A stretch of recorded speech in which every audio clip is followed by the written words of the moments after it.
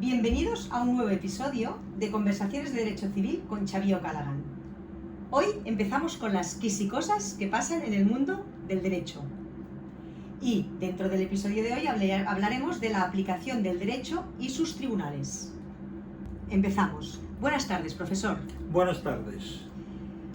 ¿Por dónde empezamos? ¿Por el proceso civil y el Tribunal Supremo? ¿Por los juzgados? ¿Por dónde empezamos? Bueno, quiero mencionar el proceso civil y dónde se celebra.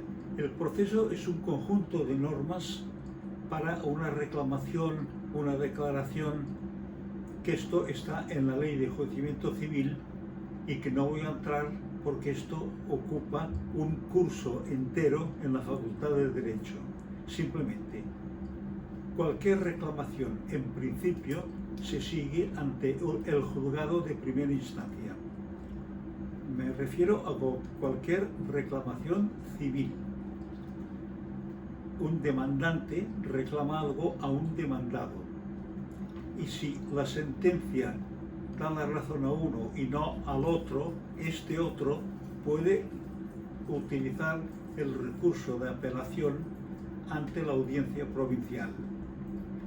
Y si tampoco le da la razón, en ciertos casos, no siempre, puede acudir al Tribunal Supremo, que revisa si se ha aplicado bien el derecho y sin entrar en los hechos concretos.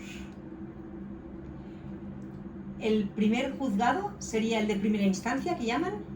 El de primera instancia, a continuación audiencia provincial y finalmente, también regulado con una precisión muy detallada, el Tribunal Supremo.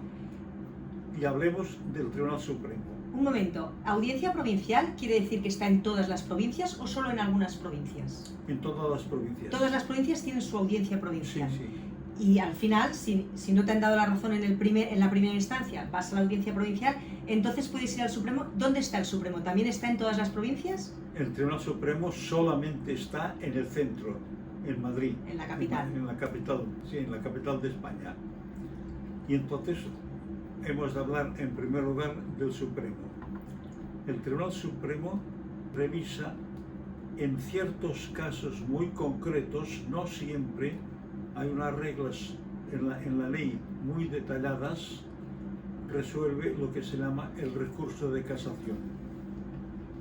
El recurso de casación se llama así porque viene de la palabra casser, que significa romper en francés. Y este concepto, esta idea y ese tribunal viene de la Revolución Francesa.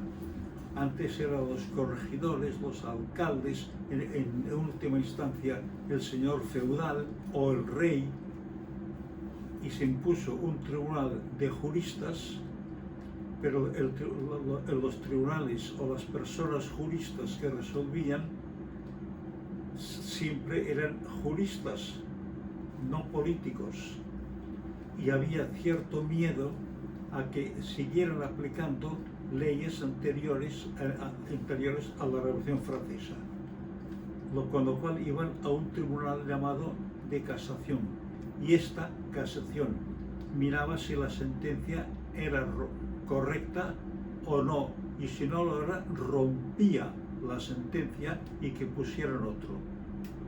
Hoy por hoy el Tribunal Supremo se llama también Tribunal de Casación porque el recurso que trata es el recurso de casación, y también vigila el cumplimiento, y si no se cumple con la ley y interpreta o aplica incorrectamente la ley, no rompe la sentencia, sino que o la confirma o la casa, y si la casa, a su vez resuelve sobre el fondo.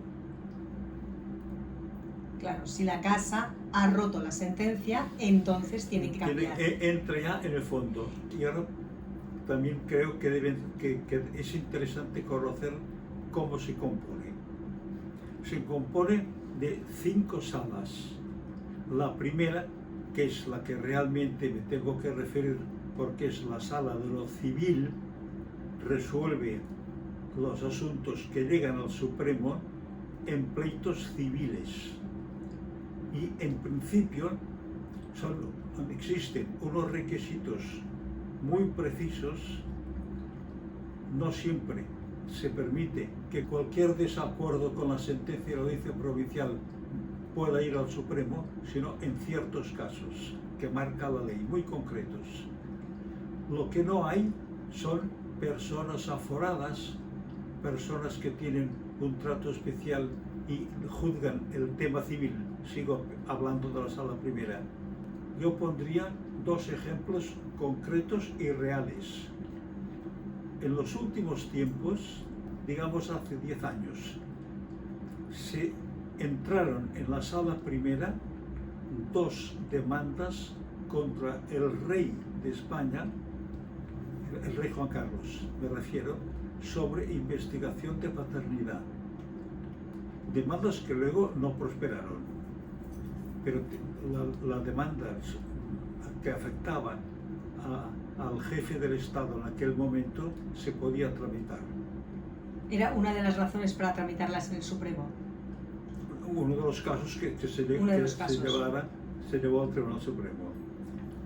Otro caso, lo comento por la importancia y por la trascendencia que tuvo en la ciudad de Barcelona, por cierto.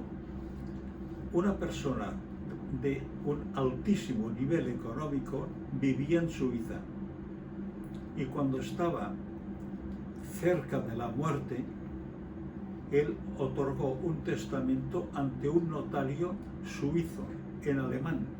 Ese testamento en alemán, traducido al español, nos llegó después de una serie de pleitos, o sea, proceso en juzgado y luego audiencia provincial, a la Sala Primera.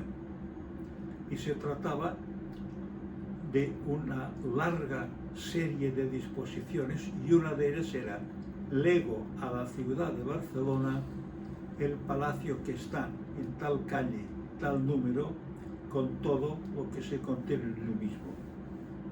El contenido era importantísimo. Cuadros de Zurbarán, de Rembrandt, bueno, era un legado, con lo cual los herederos tenían que cumplir el legado y los herederos se lo callaron. Y el Ayuntamiento de Barcelona, por una pura casualidad, se entera de ese testamento. Y entonces es cuando reclama el legado, ocupa el palacio, entran dentro. Los cuadros y las grandes obras de arte habían desaparecido y se tardó años en recuperarla. No estoy seguro que se hayan recuperado todas, que las habían ocultado los herederos, los cuales he dicho que no dijeron nada y se callaron lo del legado.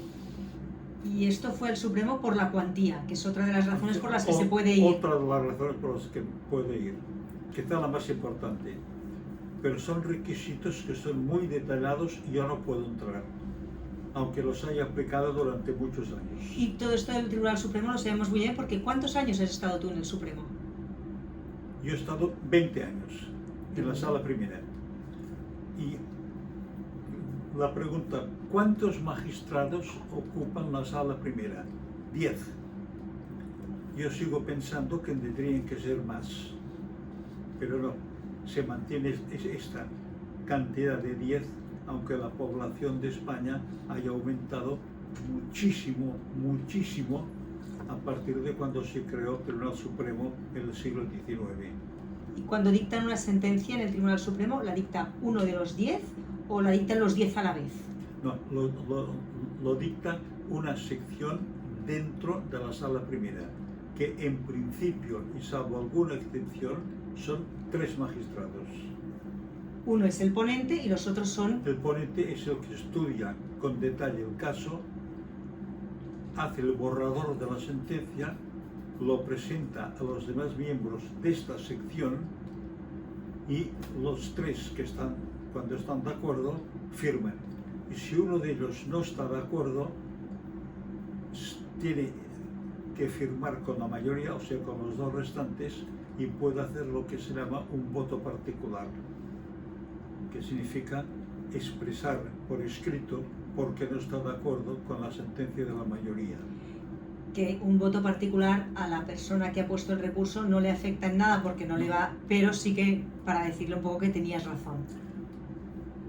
Sí, y también porque puede serle útil si después va al Tribunal Constitucional, al Tribunal de Derechos Humanos. Bueno, y he hablado de la sala primera. Sí. La sala segunda.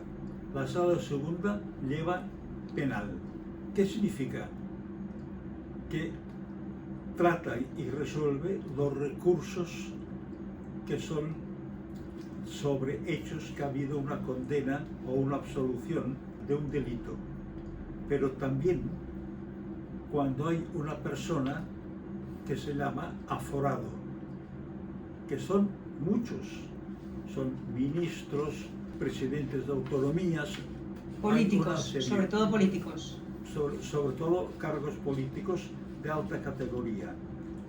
Ejemplo más típico, bueno, el procés, el llamado procés a una serie de personas con cargos políticos de Cataluña fueron objeto de enjuiciamiento en la sala segunda en un proceso penal que yo siempre he pensado, y lo he dicho en público y en privado, que más que un proceso penal era un tema político, no penal, algo que yo opino y que es discutible, sin duda, pero yo pienso así.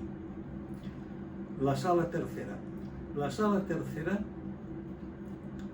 es la que resuelve los temas de derecho administrativo, sobre todo actos del Estado, de municipio, de autonomías, o al revés, es la administración la que pone la demanda por entender que no se ha cumplido una norma administrativa. Algo muy importante de esta sala es que trata también formando parte de la misma, de derecho fiscal, con lo cual toda la materia de tributación, cuando se está de acuerdo con Hacienda o no está de acuerdo, lo resuelve la sala del contencioso.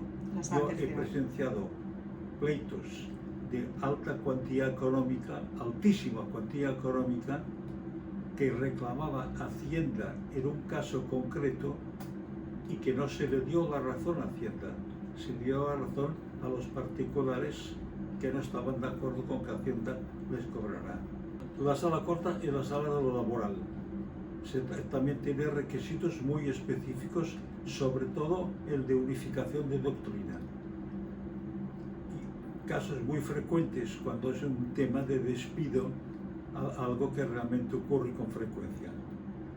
Y la quinta se llama sala de lo militar. ¿Qué significa esto?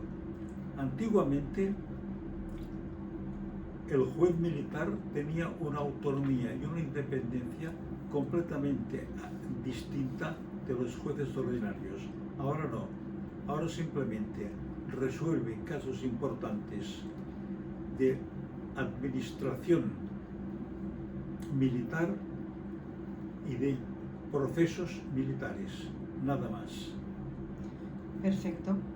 Yo creo que ha quedado clarísimo. Entonces siempre podemos decir que el Tribunal Supremo es como si fuera el VAR en un partido de fútbol, que se asegure que está bien hecha la jugada, pero no repite otra vez el partido. Simplemente asegura que esto esté bien hecho y que no haya errores judiciales. Bueno, Ana, en la sala primera es el caso de que si ve que hay errores, casa la sentencia, digamos, la rompe, pero resuelve.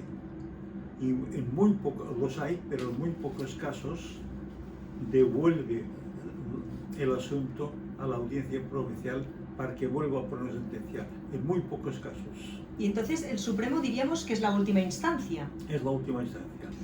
Bueno, entonces ya hemos hecho un resumen, hemos terminado. Yo creo que con los tribunales que hay desde el principio de todo, desde el juzgado de primera instancia, luego el recurso de apelación que iríamos a audiencia provincial, recurso de casación que iríamos al Tribunal Supremo. Y ya estamos. Gracias, profesor, por acompañarnos en este recorrido y nos escuchamos pronto en el siguiente episodio de Quisicosas del Derecho Civil. Buenas tardes. Gracias por acompañarnos en este episodio del podcast con el profesor O'Callaghan. Os esperamos en el siguiente.